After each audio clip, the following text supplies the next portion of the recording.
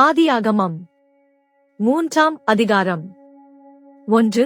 தேவனாகிய கர்த்தர் உண்டாக்கின சகல காட்டு ஜீவன்களைப் பார்க்கிலும் சர்ப்பமானது தந்திரமுள்ளதாயிருந்தது.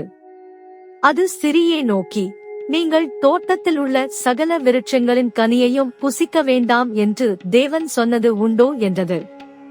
2. ஸ்திரீ சர்ப்பத்தை பார்த்து, நாங்கள் தோட்டத்தில் உள்ள விருட்சங்களின் கனிகளை புசிக்கலாம். 3. ஆனாலும் தோட்டத்தின் நடுவில் இருக்கிற விருட்சத்தின் கனியை குறித்து தேவன், நீங்கள் சாகாதபடிக்கு அதை புசிக்கவும் அதை தொடவும் வேண்டாம் என்று சொன்னார் என்றாள். 4. அப்பொழுது சர்ப்பம் ஸ்திரீயை நோக்கி, நீங்கள் சாகவே சாவதில்லை. 5. நீங்கள் இதை புசிக்கும் நாளிலே உங்கள் கண்கள் திறக்கப்படும் என்றும் நீங்கள் நன்மை தீமை அறிந்து தேவர்களைப் போல் இருப்பீர்கள் என்றும் தேவன் அறிவார் என்றது. 6.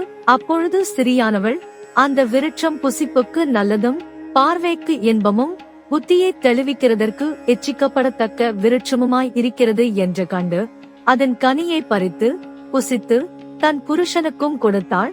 அவனும் புசித்தான். 7.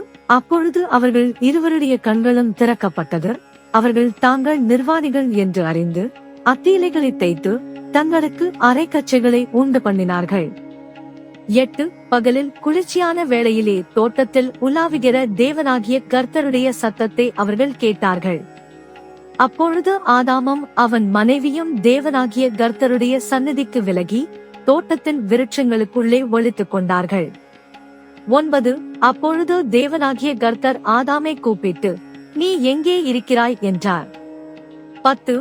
அதற்கு அவன், நான் தேவரீருடைய சத்தத்தை தோட்டத்திலே கேட்டு நான் நிர்வாணியாயிருப்பதினால் பயந்து ஒளித்துக் கொண்டேன் என்றான்.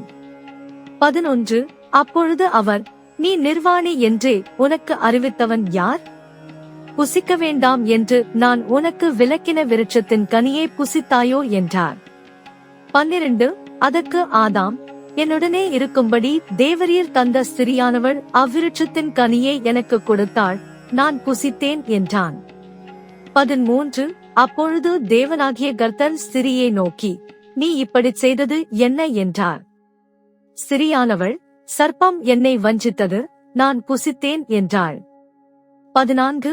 அப்பொழுது தேவனாகிய கர்த்தர் சர்ப்பத்தை பார்த்து, நீ இதை செய்தபடியால் சகல நாட்டு மிருகங்களிலும் சகல காட்டு மிருகங்களிலும் சபிக்கப்பட்டிருப்பாய். நீ உன் வயிற்றினால் நகர்ந்து உயிரோடிருக்கும் நாளெல்லாம் மண்ணை தின்பாய். 15. உனக்கும் ஸ்திரீக்கும் உன் வித்துக்கும் அவள் வித்துக்கும் பகை உண்டாக்குவேன். அவர் உன் தலையை நசுக்குவார், நீ அவர் குதிங்காலை நசுக்குவாய் என்றார். 16.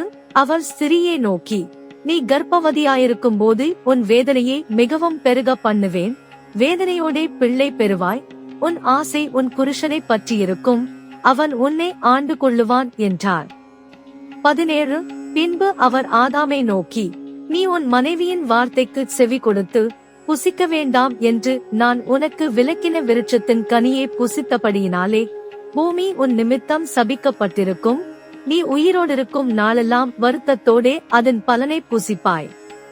18. அது உனக்கு முள்ளும் குறுக்கும் முளைப்பிக்கும், வெளியின் பயிர் வகைகளை புசிப்பாய். 19. நீ பூமியிலிருந்து எடுக்கப்பட்டபடியால் நீ பூமிக்கு திரும்ப மட்டும் உன் முகத்தின் வேர்வையால் ஆகாரம் புசிப்பாய். நீ மண்ணாயிருக்கிறாய், மண்ணுக்கு திரும்புவாய் என்றார். 20. ஆதாம் தன் மனைவிக்கு ஏவாள் என்று பெயரிட்டான், ஏனெனில் அவள் ஜீவன் உள்ளோருக்கெல்லாம் தாயானவள். 21.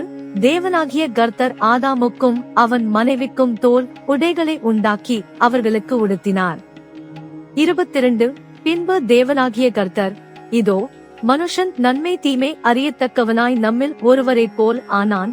இப்பொழுதும் அவன் தன் கையை நீட்டி ஜீவ விருட்சத்தின் கனியையும் பறித்து புசித்து என்றைக்கும் உயிரோடிராதபடிக்கு செய்ய வேண்டும் என்று.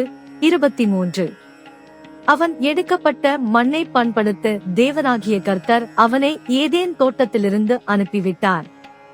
24. அவர் மனுஷனை துரத்திவிட்டு ஜீவ விருட்சத்துக்கு போம் வழியை காவல் செய்ய ஏதேன் தோட்டத்துக்கு கிழக்கே கேருபீன்களையும் வீசிக்கொண்டிருக்கிற சுடரொளி பட்டயத்தையும் வைத்தார்.